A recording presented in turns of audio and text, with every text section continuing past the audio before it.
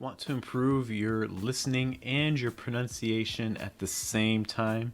Here's a technique I use with my students that I think is going to be super effective for you as well. Hey guys, this is Jeff with Fluent American, and again, we're talking about a way to kind of transform your listening to make it more active and also practice things like pronunciation, intonation, stress, all of those aspects of speaking as well. It's basically going to involve three main parts. But before we even get to that, you need to find some material to work with. So my suggestion is to use a podcast. If it's a TV show, you want some sort of material where you have a transcript so that way you can actually see the words. Don't forget to subscribe to the channel.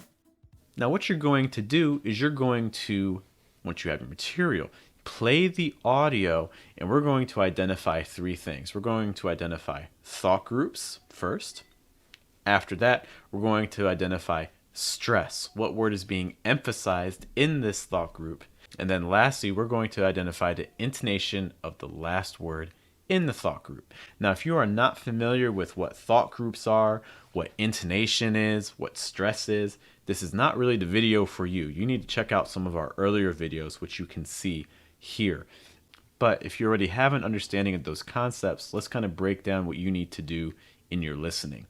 So as you're following along with the transcript and in the listening, the first thing you want to do is find the thought groups, those little places where you detect even a very, very small pause in the person's speech. Thought groups are subjective. Every speaker is going to have them in different places, and in different contexts, they may change as well. So for instance, if you're giving a presentation, the number of thought groups that you use may be a lot higher than if you're talking to your friends, and that's perfectly fine.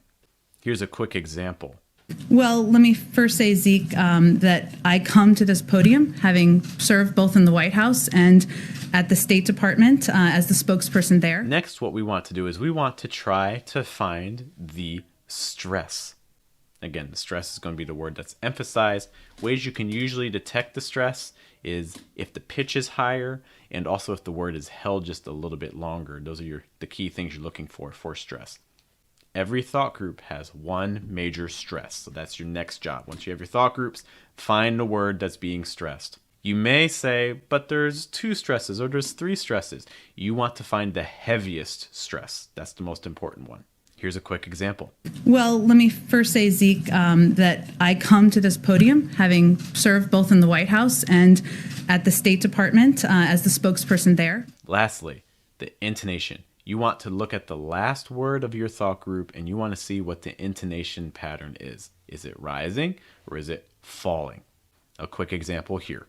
Well, let me first say, Zeke, that I come to this podium having served both in the White House and at the State Department as the spokesperson there. By the way, if you're looking for pronunciation practice and feedback every day on your mistakes, be sure to check out our Telegram group. Find out more information at patreon.com/fluentamerican.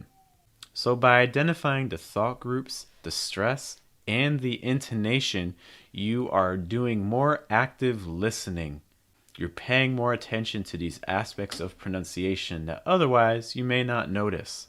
You don't have to do this, if you're using a movie, you don't have to use the whole movie, you don't have to use a whole podcast or a whole TV show. Just taking like even a 10-second clip or a 30-second clip, that's plenty of content for you to use. A bonus step, once you have this marked off, again, the stress, the intonation, the thought groups, once you have all that marked, what you can then do is also do some shadowing with this because you're going to be more prepared. You'll have an idea of how the speaker actually sounds, and then you can try to copy that on your own.